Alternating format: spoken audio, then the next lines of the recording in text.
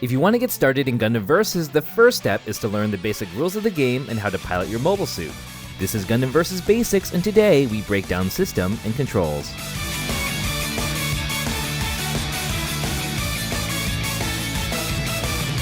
Welcome to the first part in the Gundam Versus Basics series.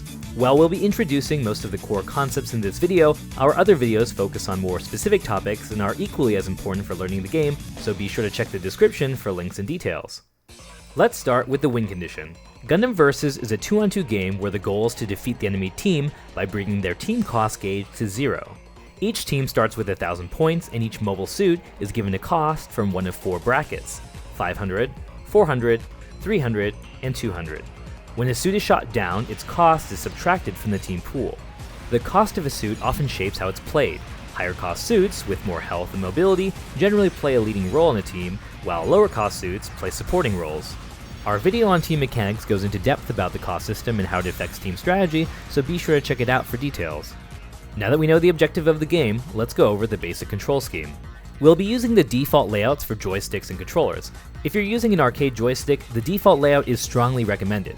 For controllers, many players customize their layout based on preference, so if the default layout feels uncomfortable for you, experiment and find something that works.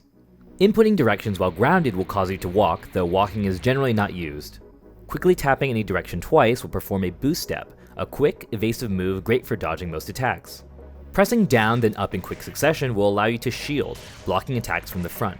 It's strongly recommended that beginners avoid shielding, as using movement to evade shots is much more advantageous. Look for our video on shielding for an in-depth explanation on when to use shield. Your 3 primary buttons are the ranged attack, melee attack, and jump buttons, which are often referred to as A, B, and C. The ranged attack button fires your main weapon, which is your primary tool for ranged combat. The beam rifle is the traditional main weapon used by the majority of suits, but there are plenty of exceptions to this. For an in-depth look at using projectile weapons, watch our video on ranged combat. Some suits have what's known as a ranged charge shot, an attack that's performed by holding down A, then releasing it when the charge bar is filled. Since there are charge shots for both the A button and B button, we refer to this one as CSA. Melee attack is great for close range combat. Different melee attacks come out depending on the direction you hold. You can sidestep to cancel out of melee attacks, allowing you to extend your melee combos or follow up missed attacks. For more details, check out our video on melee specifics. Melee charge shots, or CSB, are a bit rare but work just like CSAs do. CSBs tend to be special moves or unique attacks, so be sure to check if your suit has one. A single tap of the jump button lets you jump, while pressing it twice in quick succession performs a boost dash. Use directional inputs to choose the direction of your boost dash. Boost dash allows you to cancel out of attacks, allowing for combos and reducing recovery. At the bottom of the screen, the boost gauge shows how much boost you have. Most movement options like boost dashing or boost stepping cost boost to perform. Boost is only replenished when landing, during which there's a period of recovery where you're unable to perform any actions. In other words, landing is necessary in order to continue moving, but also the easiest place to get hit. Landing recovery lasts longer the less boost you land with, and there's even an additional penalty known as overheat landing if you land with 0 boost. Mastering movement is the most crucial step towards improving, and the first thing we recommend practicing once you understand the basic controls. There's a wide variety of movement options and techniques which we won't be covering in this video, so be sure to watch our video on movement.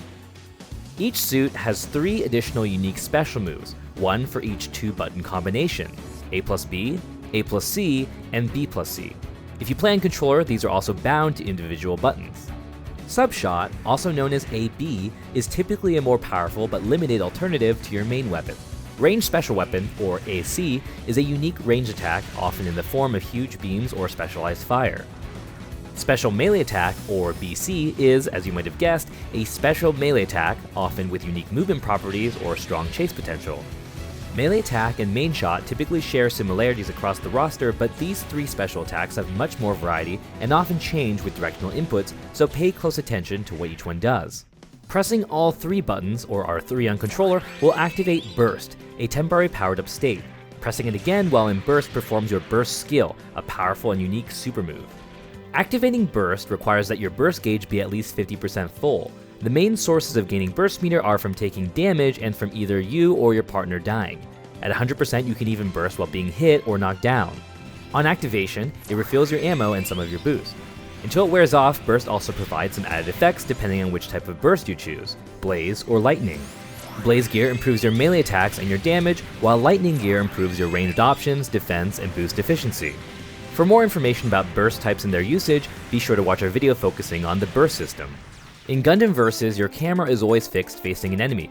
The Switch Target button changes which target your camera is locked onto. Changing targets can be done at any time, even while being hit.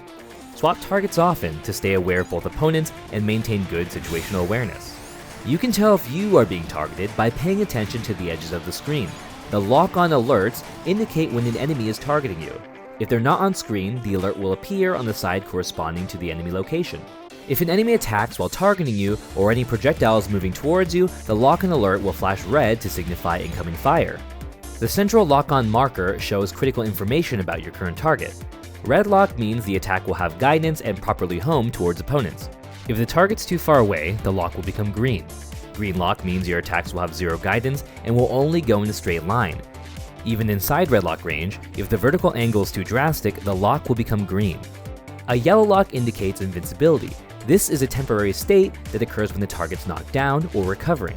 As a rule of thumb, focus on attacking in red lock, as shots fired in green lock have little chance of hitting. Surrounding the lock-on marker is a faint ring that displays the relative position of all players. For even more info, the radar or minimap located on the top right corner allows you to get a strong grasp of each player's position and their targets. Since Gundam Versus is primarily a 2-on-2 game, staying on top of the situation is crucial for making the right decisions, whether it be choosing the right targets or finding the best escape paths. Paying attention to each part of the interface can help you make informed decisions in the heat of battle. Continuing with the button layout, the striker button calls an assist that you can summon a limited number of times per life. You can choose your striker from a pool of over 100 unlockable strikers when selecting your suit. The amount of strikers currently available is displayed at the top of your ammo count. As a beginner, it's easy to forget they exist, but they're very powerful, so try to remember to use them. Look for our video on strikers for a more in-depth look at proper striker usage. The Boost Dive button propels you towards the ground. Boost Dive is the third and final boost action, alongside Boost Step and Boost Dash. Use it to make your landings unpredictable and harder to punish. The last button is the Order and Comms button, which sends short messages to your partner. Check out our video on team strategy for more on how to best cooperate and communicate with your ally. And that concludes our breakdown on system and controls. We've only just scratched the surface on most of the topics introduced here, so please be sure to check the description for links to our other videos as they get released. If you found this video helpful, feel free to share it with friends, and as always, I'll be in the comment section to answer any questions you might have. Thanks for watching, and good luck on the battlefield.